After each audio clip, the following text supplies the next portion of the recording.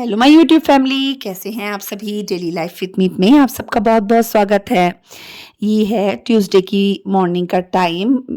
मेरे ख्याल से जब मैंने वीडियो अपलोड की ना 11 बजे उस समय का टाइम है ये। बस इसके बाद मैं बाहर आई वीडियो अपलोड करने के बाद, तो देखा कोको बॉल के साथ मैं लगा हुआ था, मस्ती कर रहा था। तो मैंने सोचा क्यों ना मैं भी इसके साथ थोड़ी मस्ती कर लूँ। तो मैं ऐसे कभी कभी इसके साथ खेलती हूँ, खेलती तो रोज़ हूँ पर बॉल के साथ मैं बहुत कम खेलती हूँ। तो बस यहाँ पे मैं कोको के साथ खेल रही थी और वो भी इतना बदमाश है ना, बॉल मेरे को दे ही नहीं रहा था खेलने के लिए। फिर यहाँ पे बोलता मुझे पकड़ो, और जब मैं पकड़ने लगी ना तो दौड़ी जा रहा, और मेरी सांस इतनी फूल रही थी ना, मेरे से उसके पीछे दौड़ा भी नहीं जा रहा था, क्योंकि अभी खांसी है ना तो उस वजह से सांस थोड़ी ज़्यादा फूल रही है। तो बैठ गई, फिर देखा उसने कि अरे मम्मा अब नहीं उठने वाली, फिर चले गया। फिर मैं अंदर आई, अंदर आने के बाद मैंने नाश्ता वगैरह किया, नहाकर फिर मैं लग गई अपने जो मेरी डेली के काम होते हैं, साफ़ सफाई डस्टिंग का, इन कामों में लग गई। तो मैंने पहले शुरुआत इस बेडरूम से की है।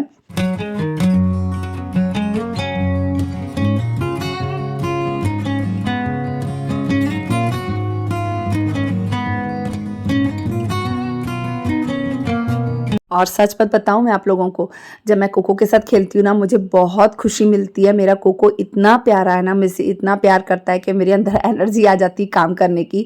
और जैसे मैं उसके साथ खुश होकर खेलती हूँ ना, उसके बाद फिर मैं उतनी ही खुशी से अपने घर के काम भी निपटाती हूँ। फिर आ गई मैं पलंग की डस्टिंग वगैरह करने के लिए। तो मैं यहाँ पर मैं हर एक चीज़ को पूछती हूँ। जो मुझसे शुरू से जुड़े हैं वे जानते हैं कि मैं इसी तरीके से अपने घर की क्लीनिंग करती हूँ, और मुझे ये काम करके ना सच में बहुत अच्छा लगता है। और एक अंदर से खुशी मिलती है जब मैं अपने घर को साफ़ सुथरा रखती हूँ ना। तो जब मैं अपना ही घर देखती हूँ तो मुझे इतना अच्छा लगता है ना, अंदर से खुशी महसूस होती है कि ये पूरी मेरी मेहनत है।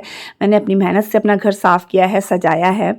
और इसके बाद मैं एक कपड़ा जो होता है ना वो स्विच बोर्ड पे भी मार देती हूँ, और साथ में ही ना दीवारों पे भी मार देती हूँ, क्योंकि दीवारों पे क्या कई बार हल्की हल्की सी धूल आ जाती है। और हमारे इधर तो ऐसा रहता है, जब ठंड स्टार्ट होती है ना तो ठंड के स्टार्ट होते ही यहाँ पर धूल ज़्यादा दिखने लग जाती है, क्योंकि ये पूरा इंडस्ट्रियल एरिया है ना, तो यहाँ पे धूल बहुत ज़्यादा आती है। फिर मैं एक एक चीज़ों को अच्छे से साफ़ कर लूँगी, और इसके बाद ना फिर मैंने जो बेडशीट थी ना इसे भी झाड़ कर ना बिछा लिया था, और कुशन और पिलो को उसकी जगह पर रख दिया था।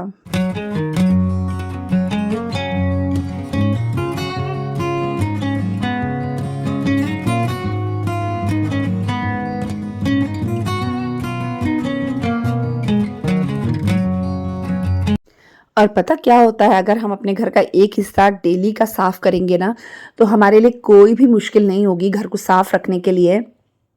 और मैं ऐसे ही करती हूँ।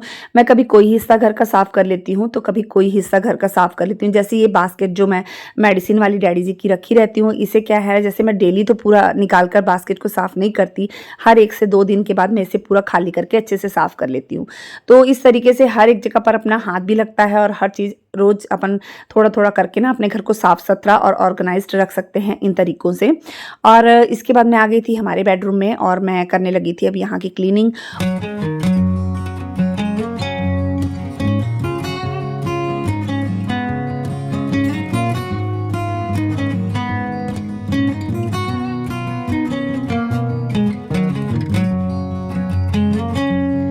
आज मैं थोड़ा कम ही बोल पा रही हूँ, क्योंकि मैं जैसे ही बोलने लगती हूँ मुझे खांसी आ जाती है, और मुझे पानी का एक घूँट पीना पड़ता है। तो इस वजह से मैं वॉइस ओवर कर रही हूँ। और सच माने तो ये है कि मतलब आज मैंने सोचा नहीं था कि मैं वीडियो अपलोड कर पाऊँगी, बनी हुई वीडियो को भी मैं अपलोड नहीं कर पाऊँगी, मैंने ये सोचा था। क्योंकि मेरी हिम्मत बिल्कुल नहीं हो रही थी वॉइस ओवर करने की, क्योंकि मैं जैसे ही बोलती हूँ मुझे बहुत तकलीफ़ होती है, मुझसे बोला नहीं जा रहा है। पर हाँ, बस खांसी ही है, और तो मुझे कोई प्रॉब्लम खैर है नहीं इतनी बड़ी। इसलिए मैंने कहा कि मैं वीडियो बनाऊंगी भी, और आप लोग के साथ शेयर भी ज़रूर करूंगी। और अभी क्या है ना, मैं हॉस्पिटल भी गई थी ना, मैंने वहाँ देखा वहाँ बहुतों को ये प्रॉब्लम है, और बहुत से लोग मतलब इस तकलीफ़ से गुजर रहे हैं। मौसम चेंज होता है तो आए दिन हर किसी को ये प्रॉब्लम लग ही जाती है। तो मैंने कहा ये तो छोटी सी तकलीफ़ है, सिर्फ खांसी ही तो है।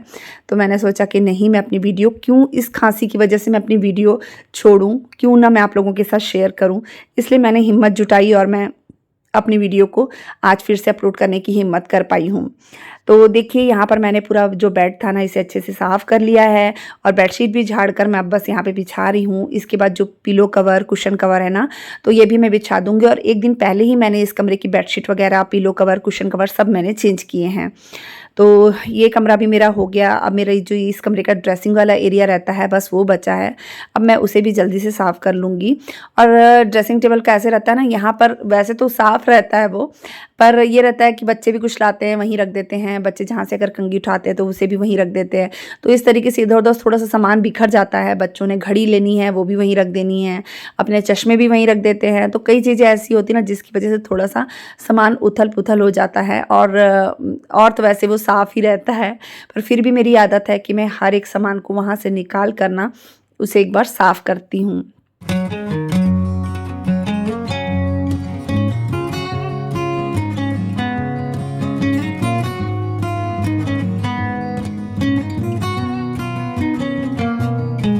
और मुझे सॉफ्ट टॉय का बहुत शौक है।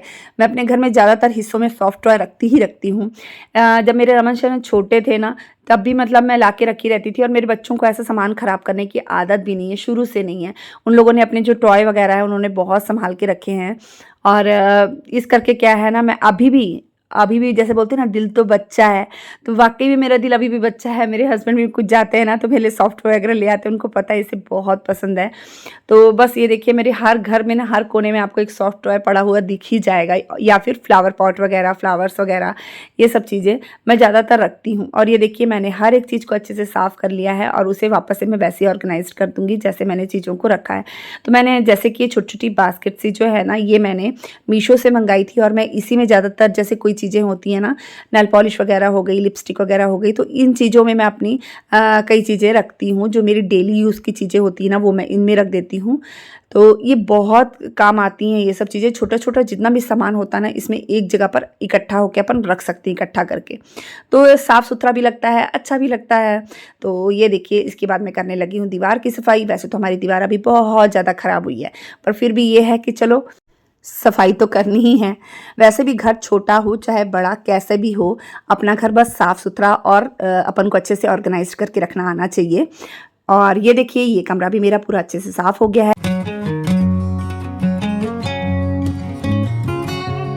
अब मैं करने लगी हूँ हॉल की सफाई। सबसे पहले मैं अपना डाइनिंग टेबल साफ़ करती हूँ, और डाइनिंग टेबल साफ़ करने के बाद ना, मैं जो फ्रूट की टोकरी होती है उसे उसकी जगह पर रख देती हूँ।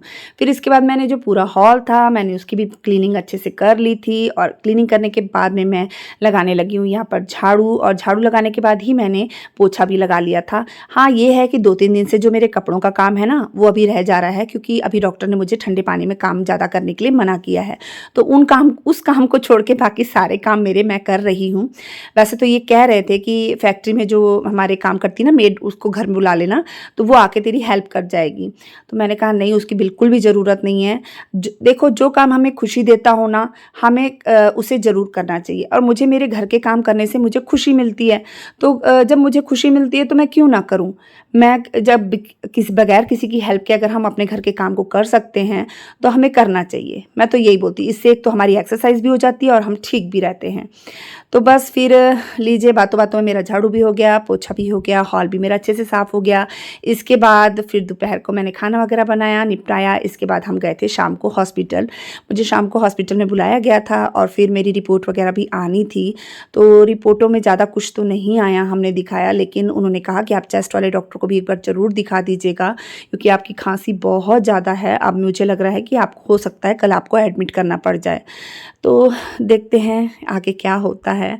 इसके बाद मैं घर आई, फिर मैंने बनाया खाना। तो खाने में आज मैं बना रही थी मेथी की सब्ज़ी, और साथ ही मैंने ना बनाने थे मिर्ची के पकौड़े। तो मेथी मैंने धो के ना, मैं मेथी को रख कर चली गई थी।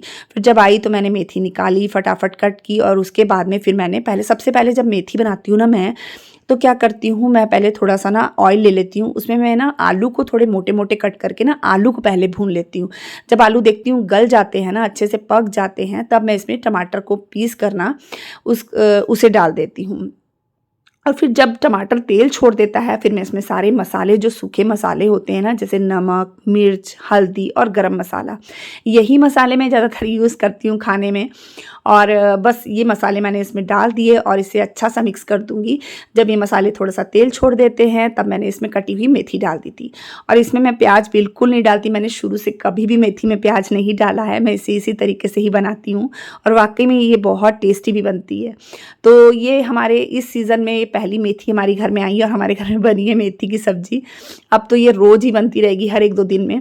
इसके बाद मैं बनाने लगी थी साथ में मिर्ची के पकौड़े, क्योंकि मेरे रमन का बहुत मन कर रहा था, कहने लगा मम्मा आज आप मिर्ची के पकौड़े बना लो। तो बस मिर्ची को ना मैंने धो के चीरा दे लिया था और उसमें जैसे वो जो सूखा मसाला मैं बना कर रखती हूँ ना नमक मिर्च वाला, तो वो सब मैंने इसमें भर दिया था मसाला और उसके बाद मैं इसमें बस बेसन में डिप कर रही हूँ। नमक मिर्च और गरम मसाला मैंने डाल दिया था बेसन में और पानी से उसे घोल लिया था। अब बस इसमें डिप करूँगी और इसे फ्राई कर लूँगी। तो मिर्ची के पकौड़े भी साथ में तैयार हो गए थे और जब तक इधर पकौड़े बन रहे थे एक तरफ बन रही थी हमारी चाय, क्योंकि चाय भी बहुत लेट हो गई थी। हॉस्पिटल से आते करते ही ना मुझे 7:45 हो गए थे। तो मैं और मेरे हस्बैंड जब घर आए तो 7:45 का टाइम हो चुका था। फिर मैंने जल्दी खाना बनाने का काम स्टार्ट किया।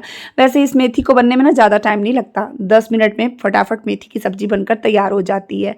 और ये देखिए मैंने दाल बनाई थी, टिंडे की सब्ज़ी थी, ये दोनों दाल और टिंडे की सब्ज़ी मैंने दोपहर को बनाई थी। तो पकौड़े, मेथी और रोटी ये हमारा रात का डिनर था। तो चलिए मिलते हैं अपन नेक्स्ट व्लॉग में, तब तक के लिए बाय बाय।